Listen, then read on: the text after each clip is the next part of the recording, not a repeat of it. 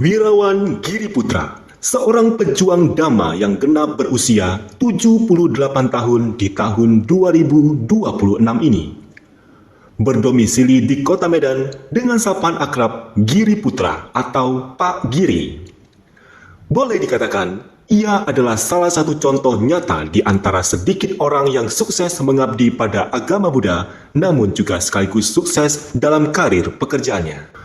Ia dilahirkan di Desa Bakaran Batu, Kecamatan Dolok Masihu, Kabupaten Deli Serdang, Sumatera Utara pada tanggal 28 Juli 1948. Wirawan Giri Putra merupakan anak ke-6 dari 10 bersaudara.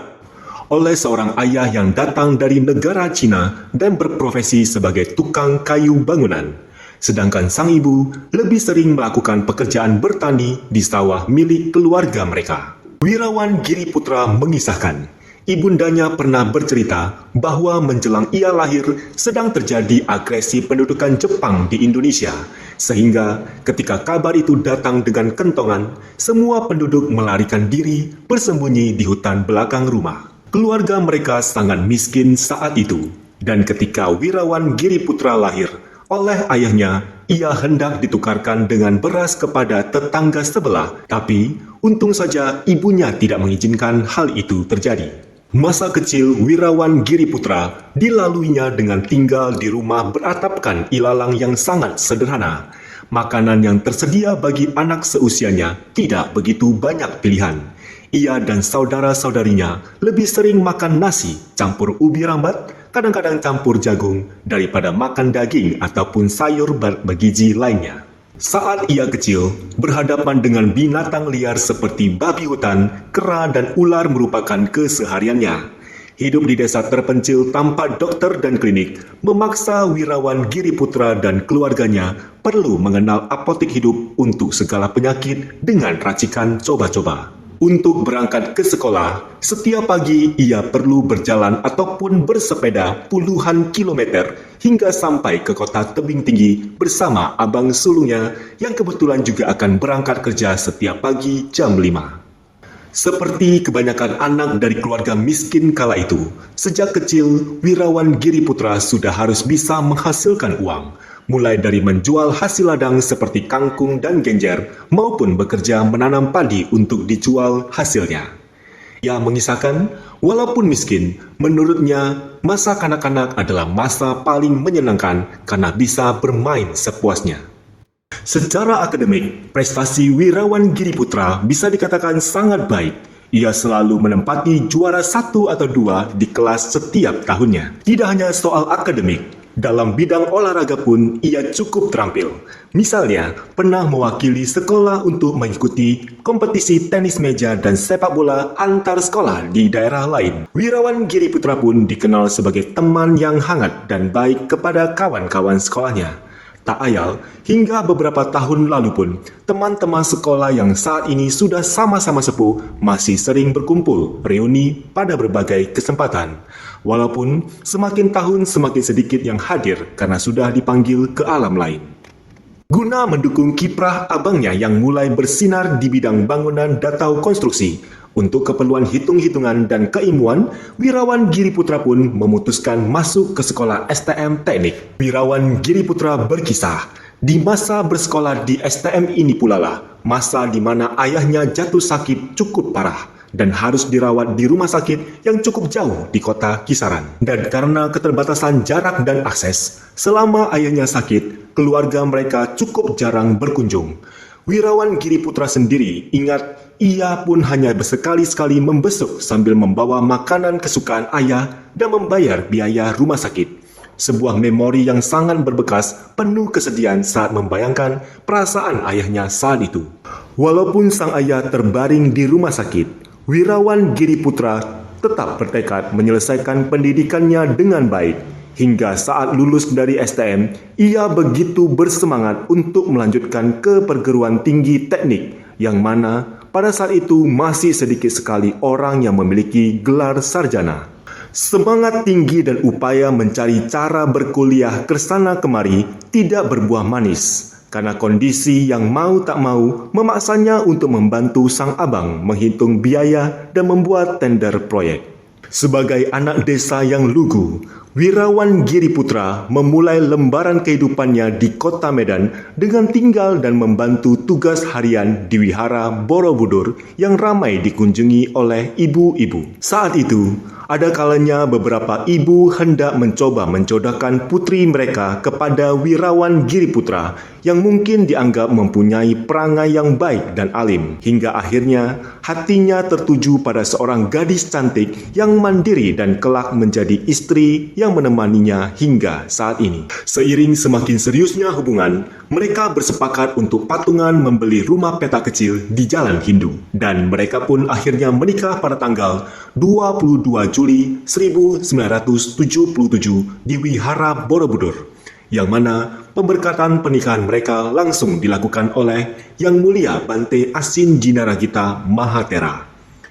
Setelah menikah, mereka masih tinggal di rumah petak kecil itu selama belasan tahun sambil menyelesaikan penyusunan buku pelajaran agama Buddha dengan mesin tik setiap hari sepulang bekerja hingga larut malam.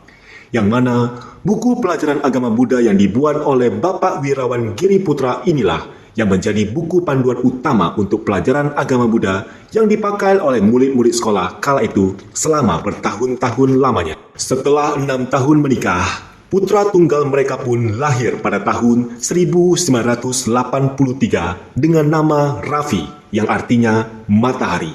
Kehadiran Raffi dalam keluarga membawa kegembiraan dan rezeki.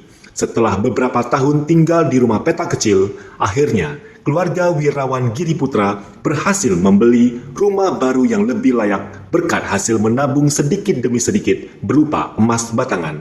Rumah kedua ini semakin dekat ke kantor tempatnya bekerja, dan hal ini tentunya juga mendukung peningkatan karirnya. Riwayat pekerjaan. Dalam urusan pekerjaannya, sebenarnya saat bersekolah, Wirawan Giri Putra pun sudah aktif bekerja sebagai tukang kayu dan tukang batu membantu abangnya.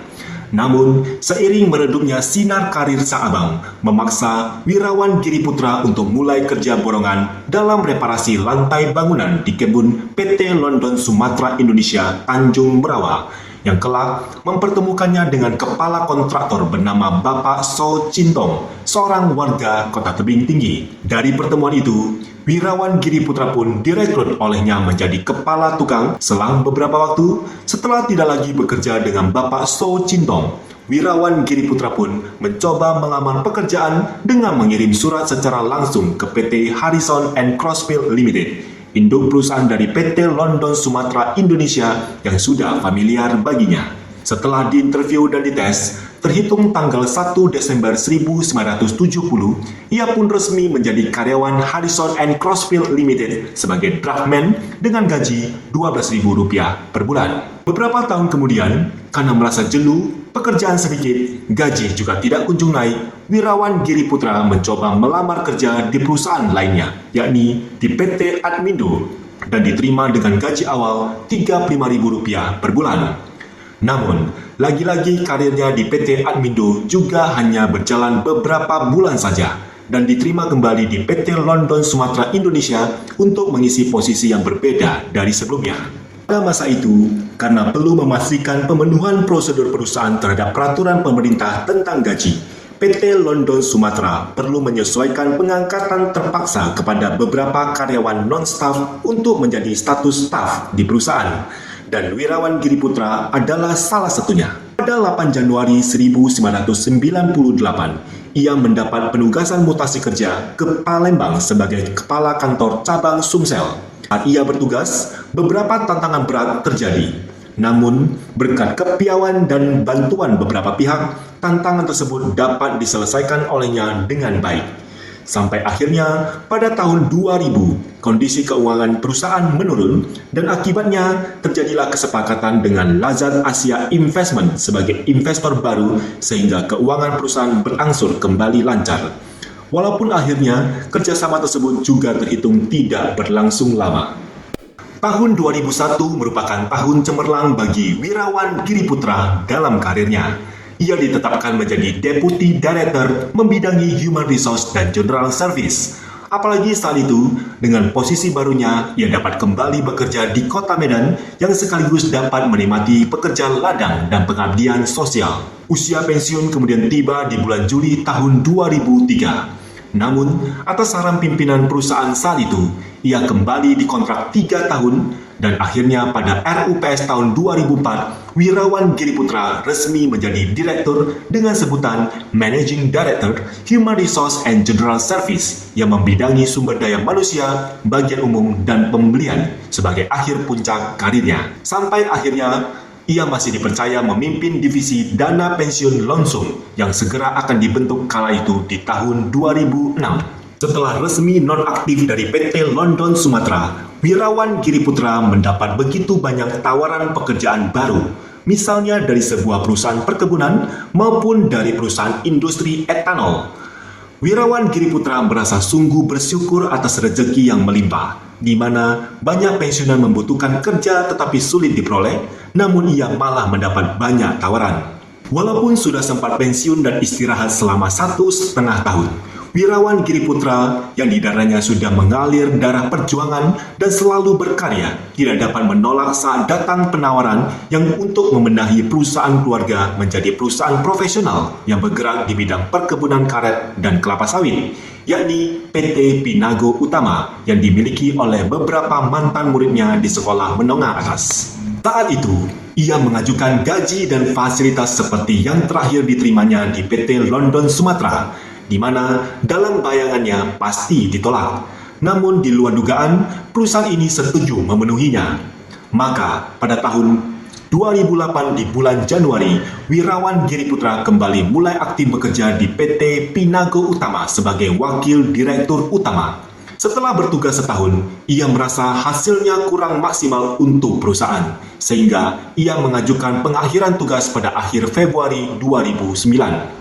Namun, setelah resign beberapa saat, para pemegang saham mayoritas PT Pinago Utama malah memanggilnya kembali dan berharap ia bersedia memegang jabatan Direktur Utama untuk sementara, yang selanjutnya akan diserahkan pada tenaga profesional yang lain, pinta mereka.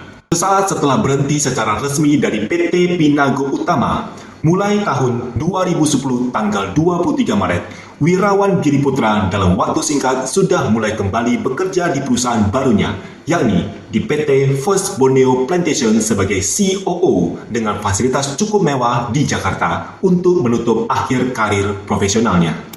Riwayat pengabdian dalam Dhamma. Saat Wirawan Giri Putra bersekolah, pendidikan moralnya saat itu adalah budi pekerti. Dan di waktu yang bersamaan, gerakan 30 September 1965 yang fenomenal tengah terjadi, sehingga menjadikan pendidikan agama menjadi pelajaran pokok di sekolah. Namun, sebagai siswa beragama Buddha, ia tidak pernah mendapatkan kesempatan mengenyam pendidikan agama Buddha di sekolah karena keterbatasan guru dan materi ajar saat itu. Sehingga setiap pelajaran agama tiba, teman-temannya yang beragama Islam dan Kristen akan belajar di kelas, sedangkan Wirawan Giri Putra dipersilakan untuk pulang ke rumah. Lingkungan tempat tinggalnya di kampung rantau Laban Tebing Tinggi juga dihuni oleh mayoritas penduduk beragama Islam, sehingga ia sering ikut-ikutan mendengarkan ceramah ustadz setiap ada peringatan agama Islam. Ketidakterhubungan Wirawan Giri Putra dengan agama Buddha membuat ia bertanya-tanya secara serius dalam benaknya. Apakah ada ajaran agama Buddha? Jika ada, mengapa saya tidak pernah menemukannya? Pencarian sedikit demi sedikit menemukan jalan saat ia mendaftar sebagai anggota Sahabat Pena, sebuah koran mingguan di kota Medan. Seorang pemuda bernama Suyono mengiriminya surat dari Medan untuk diskusi agama Buddha. Hingga saat ini, Wirawan Giri Putra akan mengenang Suyono sebagai saudara Dharma yang mempertemukannya dengan ajaran Buddha. Suyono pula lah yang memberitahu Wirawan Giri Putra bahwa terdapat sebuah wihara di kota Medan yang bernama Wihara Borobudur, di mana ia dapat ikut kegiatan agama Buddha yang benar di sana jika mau. Pada tahun 1967, ia pertama kali berkunjung ke Wihara Borobudur dan bertemu penjaga wihara yang bernama Sunardi yang saat ini dikenal sebagai almarhum Yang Mulia Biku Jinadamo Mahatera. Melalui jalinan jodoh karma, Wirawan Giriputra tergiring ikut Wisudi Trisarana tahun 1968 dalam kunjungan Biku Giri Ragito ke Medan. Terdapat sebuah kisah lucu sekaligus membanggakan saat Wirawan Giriputra bercerita ia pernah ikut kursus tertulis guru agama Buddha dari Malang yang dipimpin oleh Dr. Andes Jamal Bakir melalui penyelenggara perwakilan di Medan saat itu oleh PUUI pada tahun 1969. Setelah lulus, dikatakan oleh panitia bahwa peserta kursus hanyalah Wirawan Giriputra sendiri di kota Medan. Bahkan kemudian diketahui dari seluruh pulau Sumatera, juga hanya ia sendiri pula lah yang tertarik ikut menjadi peserta. Sisanya adalah peserta dari luar pulau Sumatera. Berbekal dengan ilmu sejari dari kursus agama Buddha dan dengan semangat membara, Wirawan Giriputra mengajukan permohonan memberikan pelajaran agama Buddha di perguruan sederhana kota tebing tinggi. Kepala sekolahnya saat itu bernama Tio Cheng Yan menerima permohonannya dengan catatan tidak akan ada honor sepeser pun karena sekolahnya diambang bangkrut dengan murid yang sangat sedikit. Singkatnya, setelah mengajar di akhir tahun 1970, Wirawan Giriputra pindah kerja ke Medan dan sekolah sederhana kemudian bubar dan berganti nama menjadi Perguruan Insinyur Juanda hingga sekarang. Saat berada di kota Medan untuk bekerja, setiap hari Sabtu dan hari Minggu ataupun di waktu kantor libur, Wirawan Giriputra akan pergi ke Wihara Borobudur dan membantu administrasi di sana. Melihat ketekunannya saat itu, ia ditawari pimpinan Wihara Borobudur saat itu yaitu Romo Maha Upasaka Krishna Putra untuk tinggal di Wihara Borobudur saja agar bisa lebih leluasa membantu di wihara. Di awal tahun 1970-an itu, hampir tidak ada generasi Buddhis yang melakukan kegiatan agama Buddha di Wihara Borobudur maupun tempat lainnya. Kunjungan umat hanya ada pada hari Uposatha, tanggal 1, 8, 15, dan 23 menurut penanggalan bulan dan kebaktian Maha Puja pada setiap minggu. Selama 5 tahun tinggal di Wihara Borobudur, kegiatan rutin Wirawan Giriputra adalah bangun pagi, mandi, mengutip bunga melati gading di depan wihara untuk disusun di piring guna melakukan kebaktian pagi, kemudian sarapan dan pergi kerja. Siang hari, makan di luar dan sore hari kembali ke wihara untuk makan malam di wihara. Saat itu, Wihara Borobudur ini juga menjadi kantor cabang Persaudaraan Upasaka-Upasika Indonesia, Perhimpunan Buddhis Indonesia, dan Dewan Wihara Indonesia yang mengurus persoalan di wihara-wihara. Pada saat tengah tinggal di Wihara Borobudur di tahun 1975, setelah ia membaca tradisi di Thailand, memunculkan tekad kuat bagi Wirawan Giriputra untuk menjalani Pabaja Samanera. Pada saat itu, biku yang rutin datang ke Medan hanya Yang Mulia Bante Asin Jinaragita Mahatera. Wirawan Giriputra pun mengajukan permohonan untuk menjalani Pabaja Samanera. Namun menurut Bante Asin, tidak pernah ada orang yang menjalani Pabaja sambil bekerja. Tapi karena niatan yang kuat, ia pun pada akhirnya diterima mengambil latihan Pabaja Samanera sambil tetap bekerja. Singkatnya, ia kemudian dicukur gundul dan mengambil sila. Dalam keadaan Pabaja, Wirawan Giriputra juga pergi ke kantor, ke kursus bahasa Inggris dan mengajar di sekolah. Masa itu, jarang ada biku yang berkeliaran di Medan, sehingga kemanapun ia pergi, banyak yang memandangnya dengan aneh yang mungkin karena berparas tidak lazim, yakni berkepala pelontos dan menggunakan jubah. Sekitar tahun 1971, Wirawan Giriputra mulai menjadi guru agama Buddha di perguruan SD, SMP, SMA Hang Kesturi. Kelas saat itu cukup padat karena seluruh siswa dan siswi yang beragama Buddha dikumpulkan pada satu kelas. Mengajar agama Buddha bukan mata pencarian utamanya. Maka, tak heran Wirawan Giriputra lebih sering lupa mengambil gaji bulanannya hingga tak jarang kasir yang harus mengantarkan gaji langsung kepadanya. Beberapa tahun kemudian, karena kesibukan yang juga semakin padat di perusahaan, sebagian besar pelajaran agama Buddha di SD dan SMP diserahkan pada Ibu Padmaswari dan Wirawan Giri Putra hanya fokus mengajar di kelas SMA saja selepas pulang kerja di kantor ataupun di akhir pekan. Wirawan Giri Putra mengatakan bahwa setiap Sabtu sore pulang dari mengajar, suaranya pasti serak dan kakinya lelah sekali. Namun ada sebuah kegembiraan saat melihat murid-murid yang serius dan berprestasi di kelasnya. Bahkan tak jarang, Wirawan Giri Putra membuat sendiri hiasan tulang dan bodi yang diberi gambar Buddha atau Bodhisattva. Hingga akhirnya pada tahun 1987, dikala ia sudah memangku jabatan manajer di PT PP London Sumatera Indonesia, ia merasa harus fokus pada pekerjaan, dan saat itu sudah banyak juga guru agama Buddha yang bermunculan, sehingga Wirawan Giri Putra memutuskan berhenti mengajar di SMA Hang Kesturi.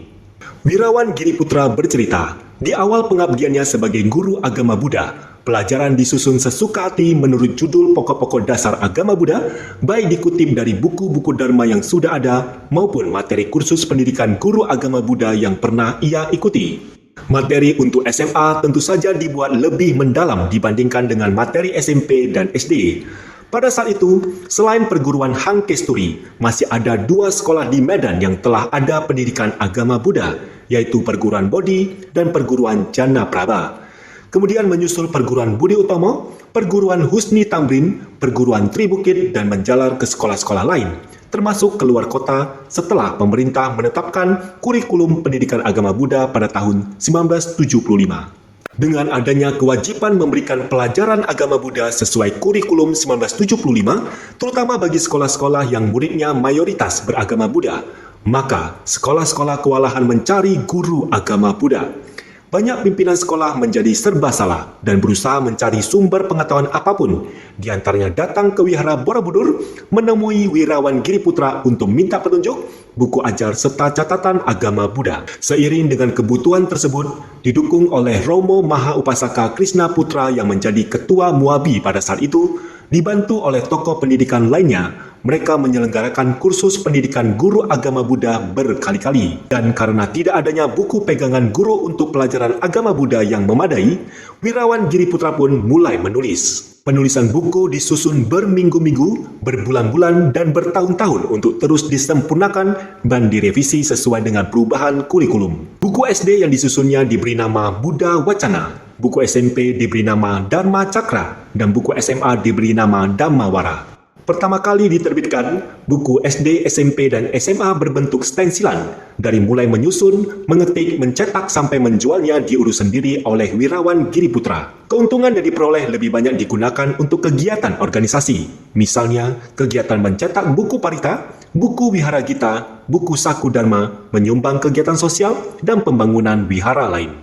Wirawan Giri Putra juga pernah memberikan kuliah agama Buddha di Universitas Dharma Agung. Kala itu, Wirawan Giri Putra membuat sebuah gebrakan unik dikarenakan banyaknya mahasiswa yang kurang mampu mengikuti pelajaran agama Buddha karena belum pernah mendapatkan pelajaran dasar sebelumnya di sekolah. Mahasiswa yang gagal diminta jaga sepatu di Wihara Borobudur atau membungkus buku perpustakaan untuk dapat diluluskan. Selain itu, Wirawan Giri Putra juga tercatat mengajar di Politeknik USU dengan mengambil waktu sempit di sela-sela waktu istirahat makan siang kantor kerja di PT PP London Sumatera Indonesia, yang mana tentu saja tugas tersebut dilakukan karena panggilan hatinya tanpa mengharapkan dan mengambil honor selama mengajar. Semangat pengabdian yang luar biasa juga ditunjukkan Wirawan Giri Putra dalam keterlibatannya pada perguruan tinggi Buddhis di Medan. Saat itu, di sekitar tahun 1980-an, di Medan sebenarnya telah didirikan Institut Buddha Dharma Indonesia yang bersifat membantu umat Buddha, terutama para guru agama Buddha, memiliki gelar sarjana. Namun di waktu yang sama, utusan dari Boyolali datang ke kota Medan menjajaki kemungkinan membuka cabang perguruan tinggi Buddhis dengan menemui tokoh-tokoh Buddhis saat itu. Di antaranya Romo Krishna Putra, Bante Jinadamu, Romo Padmajaya Ombunatio, dan juga Wirawan Giri Putra. Kala itu, dengan gamblang Wirawan Giri Putra mengatakan bahwa ia tidak bisa bantu tempat dan biaya. Namun yang paling diingat oleh Wirawan Giri Putra, sahabatnya Romo Ombunatio dengan gagah perkasa mengatakan, kalau Romo Giri mau bantu, semua biaya dan tempat saya yang tanggung. Maka singkatnya, Institut Ilmu Agama Buddha Samaratungga Cabang Medan pun berdiri.